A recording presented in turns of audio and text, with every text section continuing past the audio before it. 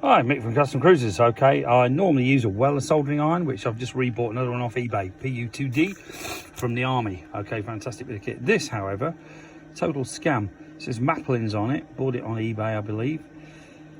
Temperature controlled solder station. Okay, now what it should be is the iron comes out of here, the mains go in here, and it should be a 24-volt soldering iron. Yeah, really. To make this thing appear heavy like it's a transformer, there's a bloody great lump of steel bolted in, as you can see.